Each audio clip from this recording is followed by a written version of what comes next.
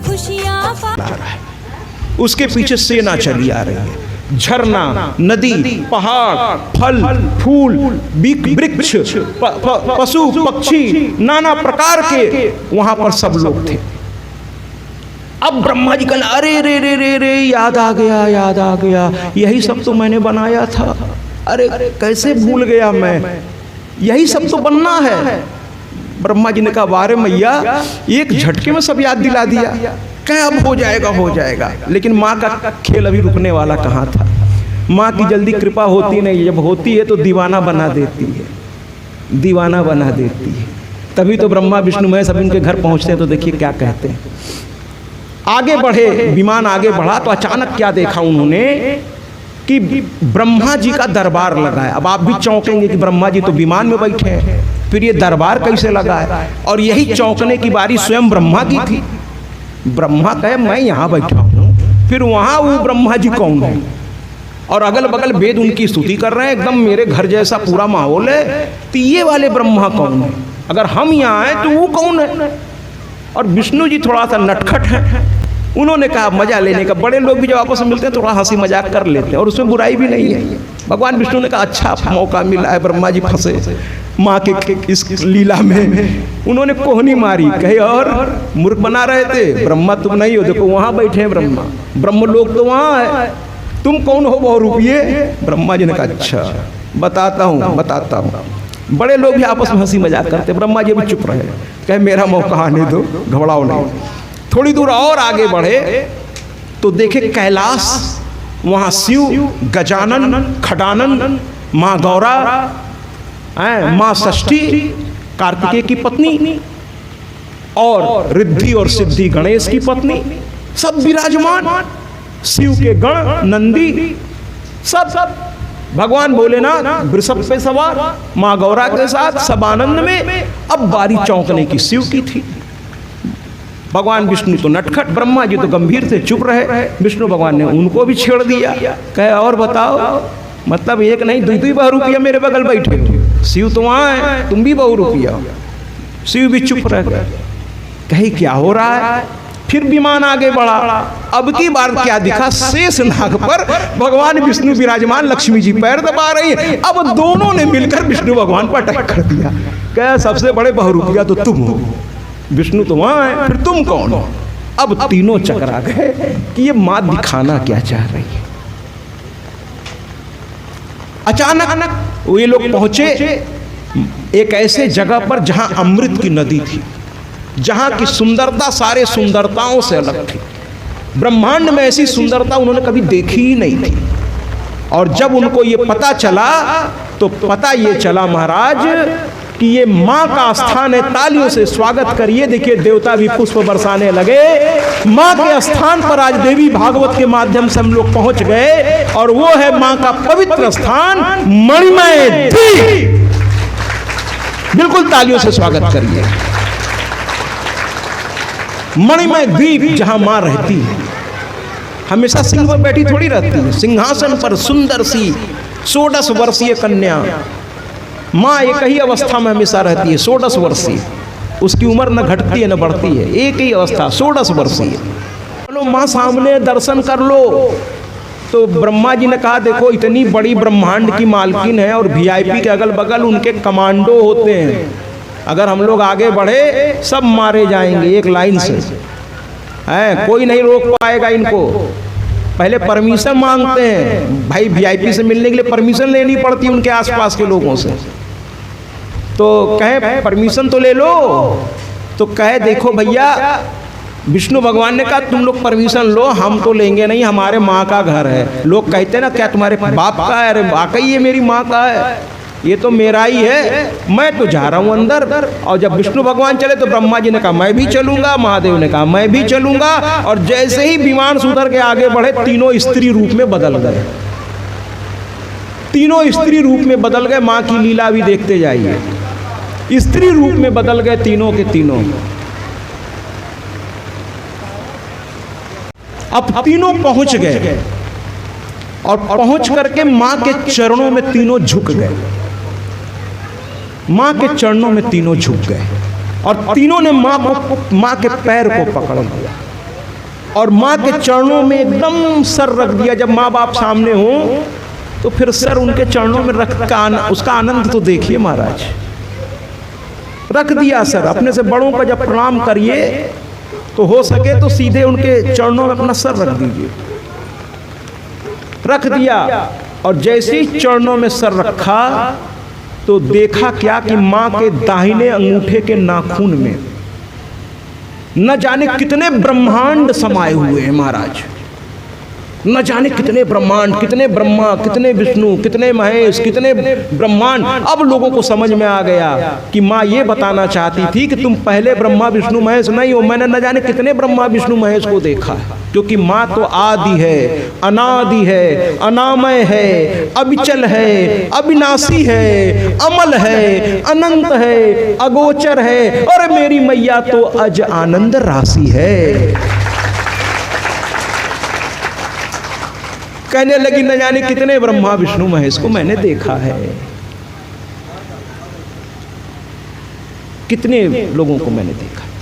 तो कहने लगे हे माता, हम लोग समझ गए, अब हमें अहंकार नहीं रह गया कि हम पालन करता हैं, हम संहार करता हैं। हम समझ गए कि सब करने वाली तुम हो, हम तो सिर्फ निमित्त मात्र हैं। और उस समय दर छोड़ के ना, उस समय ब्रह्मा विष्णु महेश ने कहा कहें तो क्या कहें। माँ ने कहा पुत्रों सब समझ गए हो तो फिर वापस लौटो अपने अपने लोक और अपने कर्म को पूरा करो। तो बाकी लोग तो सोच में पड़ गए, लेकिन विष्णु भगवान पैर पकड़ के लिपट गए। कहे ना ना, हम तो नहीं जाएंगे, अब इतना सुंदर जगह और अपने माँ के घर के अलावा कहीं जाने की इच्छा नहीं है। ब्रह्मा जी ने कहा तो फिर हम कहाँ जाएंगे, हम भी नहीं जाएंगे। महेश कहे हम तो जावे नहीं करेंगे, हम यहीं समाधि लगा लेंगे। माँ ने कहा तो गड़बड़ हो गया। ये तीनों बच्चे जिद करने लगे और तीनों ने शायद यही कहा होगा जो इस गायक ने आज माँ से कह दिया था। इस गायक ने अपने तरीके से कहा और मुझे लगता है उन्होंने भी शायद यही कहा होगा। क्या कहा होगा, आइए इस गीत से सुनते हैं थोड़ा। ओदर छोड़ के जाऊंगा न मैया, कभी तो नैया पार करोगी। ओदर छोड़ के जाऊंगा न मैया, कभी तो नैया पार करोगी। ओदर छोड़ के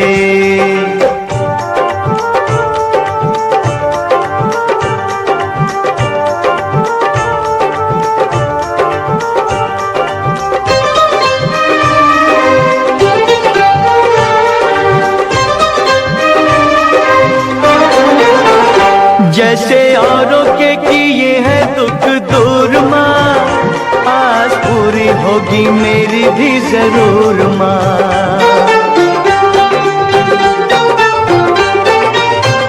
जैसे औरों के किए हैं दुख दूर माँ, आज पूरी होगी मेरी भी जरूर माँ। हो मेरे सपने भी, हो मेरे सपने भी हो के दयालु माँ तुम्हें साकार करोगी। ओदर छोड़ के जाऊंगा न मैया, कभी तो नैया पार करोगी। जो भी लेना मैंने लेना तेरे द्वार से, तेरे होते क्यों मैं मांगू संसार से।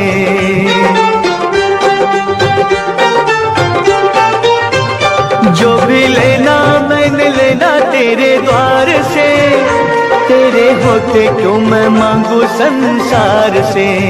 हो जब किसी दिन, हो जब किसी दिन रहम तुझे आया, मेरा उपकार करोगी। ओदर छोड़ के जाऊंगा न मैया, कभी तो नैया पार करोगी।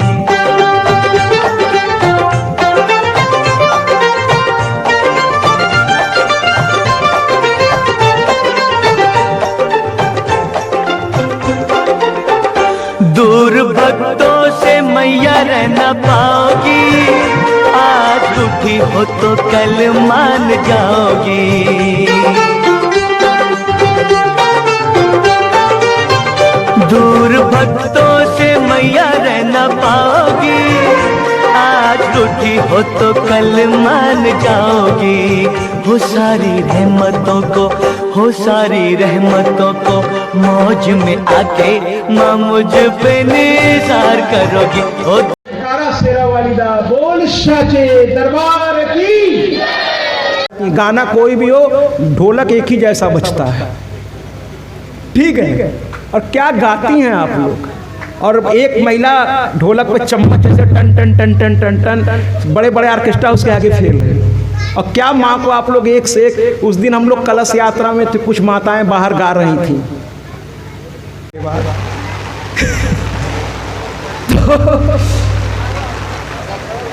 मैं आप लोगों को थोड़ा कहना चाहता हूँ माता, और मैं आपसे भी कहना चाहता हूँ, अच्छा नहीं लगता। और आप लोग क्या करते हैं, मंदिर जाएंगे तो इतनी बड़ी लिस्ट लेके जाते हैं। अरे हम परीक्षा दिए, युवा तो कहीं फेल ना हो जाए, ऐसा मुंह टपका हुआ है कि भगवान मालिक है ना। कोई किसी को पुत्र चाहिए, किसी को दौलत चाहिए, किसी की नौकरी खतरे में। जब जाते हैं आप मंदिर में रोते ही जाते हैं हमारा। शायद एक बार क्या हुआ कि एक भक्त गया तो देखा भगवान बड़े दुखी हैं। भक्त ने पूछा, कुछ हमारे जैसा ही दीवाना होगा, तो उसने पूछा, अरे आप दुखी हैं, अगर आप दुखी रहेंगे तो दुनिया का दुख कैसे दूर करेंगे। कहे क्या करूं, सुबह से कोई एक भक्त मुझसे आज मिलने नहीं आया, इसलिए दुखी। तो वो भक्त चकरा गया, कहने लगा कि कैसी बात कर रहे हैं, सुबह इतने का नारियल बिक गया है ना, इतना सब कुछ बिक गया, हजारों रुपए की बिजनेस हो गया आपके नाम पे, सुबह से लाइन लगी है आपके यहाँ और आप कहते हैं भक्त नहीं आए। इतने लाइन लगी है, 2-2 घंटे लग रहे हैं आपके दर्शन करने में। कहे अरे साहब ये भक्त नहीं है, ये जो लाइन लगा के खड़े, भगवान कह रहे हैं, कहीं ये भक्त नहीं है। तो उस भक्त ने कहा फिर ये कौन है जो दर्शन लगाने के लिए 2-2 घंटे से लाइन में खड़े। कहीं ये सब भिखमंगे, ये हमसे मांगने आए। अच्छा मांगते भी क्या है, जो आज मिले और कल नष्ट हो जाए ऐसी चीज हमसे मांगते हैं। अरे कोई तो आवे, भगवान कह रहे हैं कोई तो आवे जो मुझसे मुझको मांग ले, कोई तो ऐसा आवे।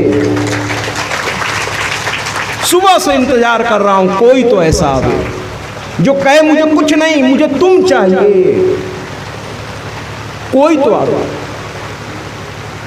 तो कहने का तात्पर्य है कि अंत में ब्रह्मा विष्णु महेश ने कहा कि महाराज हम आपको नहीं, लेकिन माँ ने समझाया, मान गए। माँ ने कहा तुम लोग हमारे पास रहना चाहते हो, मैं तुम्हें अपनी शक्तियाँ, और आज से समझ लीजिए जो लोग ये कहते हैं उनके मुंह को ताला मारिए कि सरस्वती की रचना ब्रह्मा ने की और उन्हीं से विवाह, ये गलत बात है महाराज, ये बिल्कुल गलत बात है। यहाँ पर इस कथा को देवी भागवत में लिखा है, प्रथम स्कंद देवी भागवत खरीद लीजिए, उसमें लिखा है कि माँ के शरीर से माँ सरस्वती प्रकट हुई और उन्होंने ब्रह्मा को बुलाकर कहा आज से ये तुम्हारी शक्ति बनेंगी, तुम्हारी सहधर्मणी बनेंगी, तुम्हारी धर्मपत्नी बनेंगी और तुम्हारे कार्य में तुम्हारी मदद करेंगी, लेकिन एक शर्त है, इनका कभी अपमान नहीं करना, इनका कभी अपमान नहीं करना। तालियों से स्वागत करेंगे। जिस दिन इनका अपमान करोगे फिर ये वापस मुझ में आके चली जाएंगी, फिर तुम्हारे पास नहीं आएंगी। ब्रह्मा जी ने कहा ऐसा गलती नहीं करूंगा, ये आपकी दी हुई धरोहर है, मैं इनका सम्मान करूंगा। फिर भगवान विष्णु को उन्होंने बुलाया, अपने शरीर से महालक्ष्मी प्रकट की और महालक्ष्मी के प्रकट होने से पहले माँ सरस्वती प्रकट हुई हैं, इसलिए जयकारा लगाइए ना, बोलिए ना सरस्वती मैया की, सरस्वती मैया की, सरस्वती मैया की। इसके बाद महालक्ष्मी को माँ ने प्रकट किया और भगवान विष्णु को सौंपते ठीक वही बात कही, इनका कभी अपमान नहीं करना, ये तुम्हारी सहधर्मणी बनेंगी। और माँ की कृपा से आज से लक्ष्मी, अरे नारायण केवल नारायण नहीं रह गए, ये माँ की कृपा है। उस दिन से नारायण को लोग केवल नारायण नहीं बल्कि लक्ष्मी नारायण कहने लगे। इसके बाद फिर जो है माँ ने शिव को बुलाया और उन्हें भी एक शक्ति प्रदान की। लेकिन अब आप कहेंगे सबका नाम आपने बताया, इनका नाम क्यों नहीं बता रहे हैं? क्योंकि इनके अलग अलग स्वरूप पैदा हुए महाराज। इनका नाम इसलिए नहीं बता रहा हूं। अब आप में से कुछ विद्वान मुझसे ये प्रश्न कर सकते हैं कि अगर माँ ने ये दिया तो फिर लक्ष्मी क्षीर सागर से कैसे पैदा हुई, और माँ ने दिया तो फिर सती रूप में कैसे आई, फिर गौरा रूप में कैसे आई, अगर माँ ने दिया तो फिर ये स्वरूप कैसे हो गया। स्वरूप जब माँ ने दिया तो फिर सती रूप में कैसे आई, गौरा रूप में, ये कथा आगे आएगी। एकमात्र ब्रह्मा जी ने माँ की बात मानी, कभी सरस्वती का अपमान नहीं किया, इसलिए सरस्वती कभी ब्रह्मा को छोड़ के नहीं गई। लेकिन लक्ष्मी का अपमान गलती से भगवान विष्णु ने कर दिया था, इसलिए लक्ष्मी जा चुकी, उस कथा आगे आएगी। और महादेव ने भी अपमान किया, इसलिए वो शक्ति चली गई थी। ये कथा भी देवी भागवत में आएगा। मैंने कहा ना, बहुत आनंद आएगा देवी भागवत में। इसको सुनने के बाद फिर कुछ और सुनने की इच्छा नहीं रह जाएगी। सारी कथा इसमें आएगी कि इन्होंने एक समय पर अपमान किया और ये लोग गए, फिर वापस कैसे इनको मिले वो कथा आएगी। तब क्षीर सागर से लक्ष्मी प्रकट होंगी और पहले दक्ष प्रजापति के यहाँ सती बनकर और फिर हिमालय के यहाँ गौरा बनकर माँ आएंगी। कुल मिलाकर अब इस कथा को यहाँ रोक करके अब आगे बढ़ते हैं। आइए अब एक भक्त की आज कथा उठाते हैं। इस चीज को अब यहीं रोकते हैं, क्योंकि ये कथा यहाँ पर इसलिए छोड़नी है, इसलिए नहीं कि बारिश हो रही है, ये कथा अभी यहीं पर रोकनी पड़ती है। अब आगे जब प्रसंग आएगा, ध्यान से सुनिएगा। तो ब्राह्मण ने कहा कि भाग्य बदला जा सकता है, अगर कर्म में धार हो तो भाग्य को भी बदला जा सकता है। सुन लीजिए, मार्कंडे जी जब छोटे थे, मात्र 12 वर्ष की अवस्था में उनकी मौत लिखी थी, लेकिन ऐसी प्रचंड साधना उस 12 वर्ष के लड़के ने की कि यमराज आए लेकिन हाथ नहीं लगा पाए, क्योंकि वो शिवलिंग, उनका आराध्य शिव थे, शिवलिंग को पकड़ के लिपट गए। आज भी बनारस में मार्कंडे शिवलिंग वहाँ मौजूद है महाराज। और वहीं पर महामृत्युंजय मंत्र का उदय हुआ और उनकी रक्षा हो गई। सावित्री लड़ करके यमराज से नहीं, बल्कि बहुत प्यार से, ये कथा भी आएगी, अपने पति को वापस यमराज से ले ली। तो भाग्य भी बदला जा सकता है। ये आलसी लोग हैं जो कहते हैं अरे हमारे भाग्य में लिखा था। अरे लिखा था, चलिए मान लिया लिखा था, बदलने के लिए आपने क्या प्रयास किया ये भी बता दीजिए। आप बदलने का प्रयास तो कीजिए। देवदत्त ने कहा हमें अपना भाग्य बदलना है गुरुदेव, रास्ता दिखाइए। अपने किसी विद्वान से रास्ता पूछिए, वो बताएगा आपको रास्ता। विद्वान से पूछिए, किसी विद्वान से। गुरु ने कहा एक तरीका है। कहे क्या? तो कहने लगे श्रीमद् देवी भागवत महापुराण सुनो और अंतिम दिन यज्ञ करो, हवन करो, संपूर्ण आहुति करो, संपूर्ण आहुति करो। माँ की कथा पूरी हो गई 9 दिन, बड़ी श्रद्धा से देवदत्त ने सुना। सुनने के बाद जब यज्ञ का समय आया तो वहां गोभिल ऋषि आए हुए थे। अब वो बूढ़े थे, है ना। देखिए, कर्म कांड के लिए या कथा के लिए व्यास या आचार्य बहुत सावधानी से चुनिए। जो वाकई विद्वान हो उसी को व्यास और आचार्य की पदवी पर बैठाइए, तभी आपका काम सफल होगा।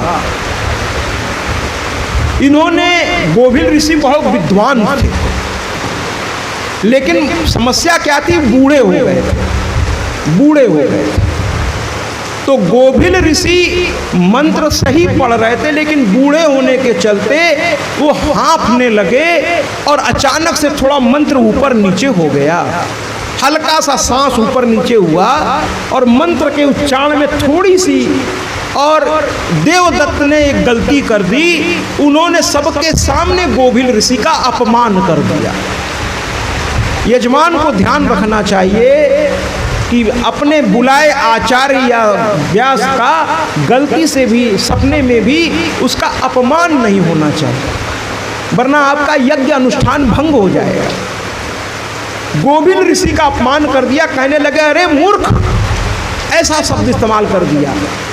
तुमको समझ में नहीं आ रहा है, मेरे यज्ञ में तुम्हारा मंत्र ऊपर नीचे हो रहा है, मेरा अनुष्ठान भंग हो रहा है, तुम कैसे विद्वान हो, तुमको इतना भी समझ में नहीं आ रहा है। अब गोविंद ऋषि को बुरा लग गया कि सबके सामने बताओ मुझको इन्होंने डांट दिया।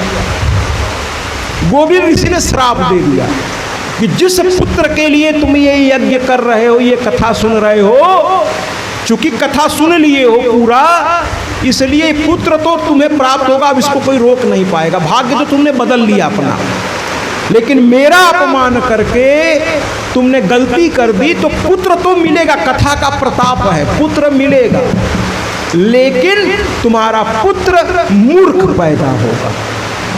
अब रोने लगे देवदत्त, कहने लगे इससे तो अच्छा पुत्र हो ही ना। अरे मूर्ख पुत्र हो जाएगा तो फिर तो बड़ी दिक्कत हो जाएगी महाराज, फिर तो बड़ी दिक्कत हो जाएगी महाराज, वो तो रोज मैं मरूंगा, इससे अच्छा पुत्र ना हो। कहे महाराज सब श्राप दे ही दिए हो तो ये भी श्राप दे दो कि पुत्र हो ही ना।